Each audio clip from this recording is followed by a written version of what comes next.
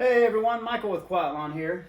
Topic of this video is discussing the services that we're going to offer in 2024 and which ones that we're really going to focus on.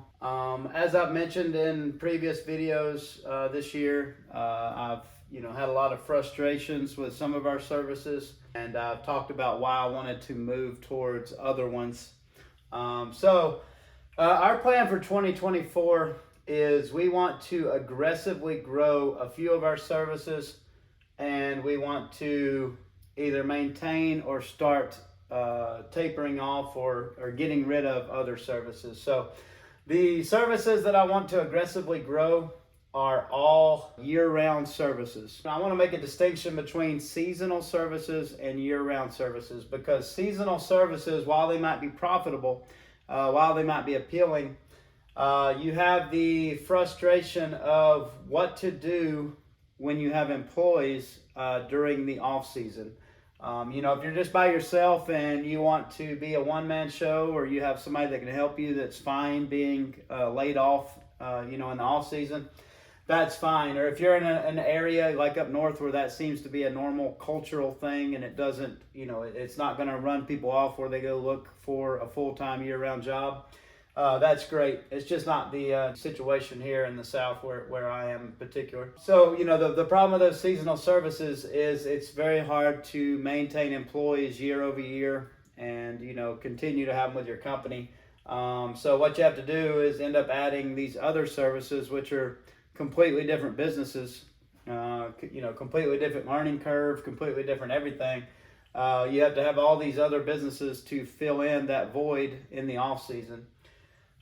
With year-round services, and these are year-round in my area, maybe in your area they're still seasonal, but at least in my area, the year-round services, it's very simple. You can have consistent work for your employees.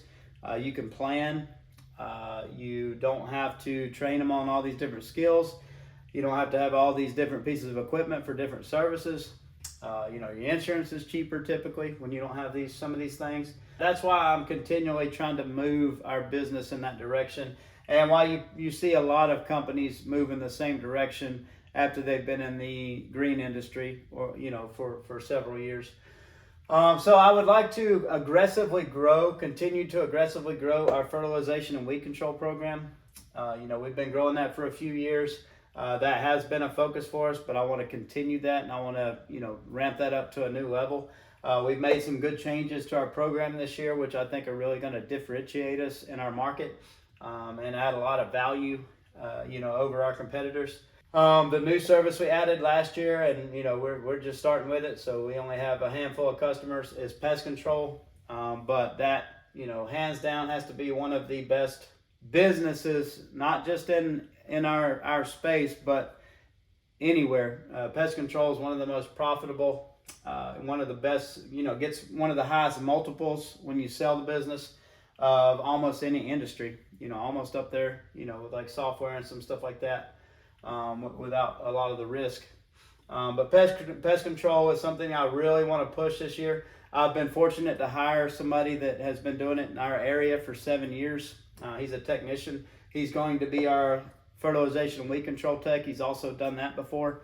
So he's going to do that, and he's also going to try to help us grow our pest control business. While he's out treating the lawns, he's going to try to engage customers, try to upsell them to pest control.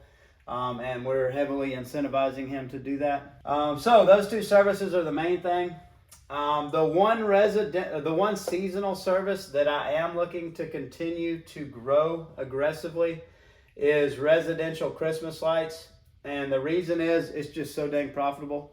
It's probably, I'd say, 50 to 60%, net margin once you have an established route of reinstalls that you're doing. A reason I was specific with residential is we do have one big commercial job. It's like 70 grand, but it's just a pain in the butt. I'm not going to continue it after this year. It just takes up a lot of our time. In that same time, I could do a lot more residential installs, a lot more revenue in residential installs, and have 1% of the headaches, zero personal involvement for me, and a lot less liability. So I would like to aggressively grow our simple residential installs, where we're doing roof lines and wreaths and maybe ground lighting. Lower ticket residential installs, not, super complex one, which those are fine too, but I prefer the cookie cutter installs, just like I prefer cookie cutter lawns to treat and mow. I think they're more profitable and they're easier to train people on.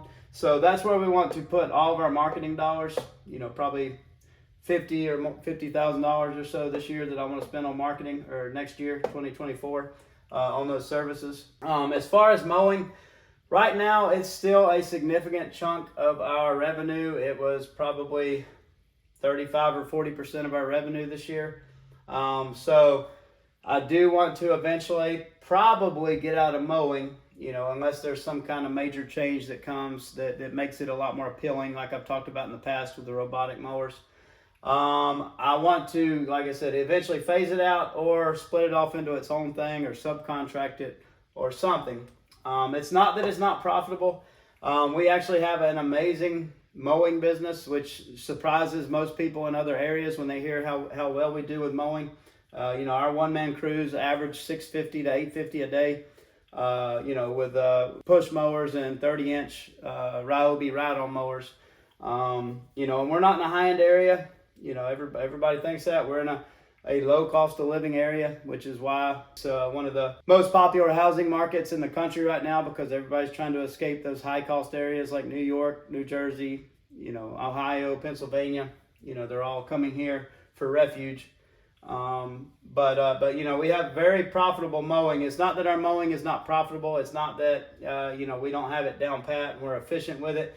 It's just all the complication that come along with it, with the off season and figuring out what to do and having all this other stuff that we have to figure out to keep our guys going during that time. But this year, I don't want to just get rid of that revenue, because that's a big hole to fill. And, I need that revenue to kind of keep down our overhead. So I want to maintain the mowing. I don't want to put any marketing dollars into growing it. If it grows organically, fine. But I want to maintain it while we grow these other areas to replace that revenue, and then I'll figure out what to do with it at that point. One thing we are going to do is we're going to require our mowing customers to have our fertilization and weed control program. So that will probably effectively get rid of a certain percentage of them. I don't know how many will cancel because they don't want to do both. But if we're going to have these mowing customers, it's good for us to also take care of their lawn, at least be able to make some profit on that end. And also it just makes for a better product, because they don't have all these weeds that are growing during the winter.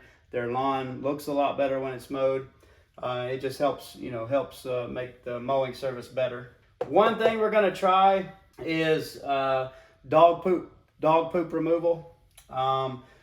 We do already offer this as an add-on service to mowing. So when we're there, we do 17 bi-weekly mowings a year. When we're there, we offer this. It's like $10 a dog, and we will bag up the dog poop and put the bag beside the garage or in their trash can outside. That's what we currently offer. The downside, the thing we're experiencing is, there's a couple times a year where we're only mowing monthly or like every 6 weeks. When the guys go out there to clean up the yard, it's like a ton, because we haven't been there in like 6 weeks. So they're spending like 30, 40 minutes picking up dog poop. So we kind of talked about it, and we're like, do we get rid of this service completely? No matter what we do as a mowing service, we're going to have to deal with dog poop. If we don't offer it, we're still going to show up to properties. The customers will have not cleaned up the dog poop. And then we've got a situation where we either need to cancel the customer or we need to charge them to clean up the dog poop. So, kind of my reasoning was, since we're going to have to encounter it anyways, we might as well make it a profitable service for us, something that's going to actually be a benefit for us, because we're going to have to deal with it anyways. Might as well make money. So what we decided to do was turn it into a year-round service, where we're going out there 24 times a year. We got 2 weeks off for like Christmas and like Thanksgiving. But we're going out there year-round, and we're not just picking it up and bagging it for them. We're actually removing it and taking it, putting it in the dumpster, actually taking it off their property. So we went from like $10 per visit during those 17 visits to, I think our minimum is $49 a month per dog plus $10 per additional dog for removal, but we do it all year round. So we're going to try that. That is actually a very appealing service because there's almost no cost. You have like maybe not even $100 worth of tools to do dog poop removal. It's year round. It's a full, you can do it. There's services that do it, weekly, bi-weekly, monthly. I saw one company online that has like 5,000 customers, and they have like, I think it was like 30 trucks that just clean up dog poop. So, as far as like services, this service is much more appealing to me than mowing because it's year round, has almost no equipment cost. It's simple. You can train somebody in 20 minutes to clean up dog poop. So that is very appealing to me. So we're going to take that away as an add-on for mowing and have it as its own standalone service and see what it does. I'm not going to put a ton into marketing it. But, if it grows, good. If not, it is what it is. But it's already something we have to deal with anyway, so we might as well make some money with it. The last thing that we're going to try to do, since we still have to offer mowing, because we have to offer mowing, we have to figure out how to keep our mowing guys busy in like January, February, March. We're going to try to make our landscaping services like mulch and like shrub trimming recurring. And how we're going to do that is pricing it monthly into our contract. So, if somebody's mulch is $600, when we send out our renewals this month for 2024, they'll have a line item that'll say refresh your mulch for only $50 a month, and it'll look something like that. So that way we can try to basically finance their mulch into their package, so they're more likely to get it because it's not such a big ticket item. And by doing that, we can kind of control the schedule too, because we let them know when we're going to install it. Because everybody wants their mulch installed in like April, May. So we can say, no, for this price, we're going to install it in January or February or whatever. But that's kind of what we're looking at for as far as our services for 2024.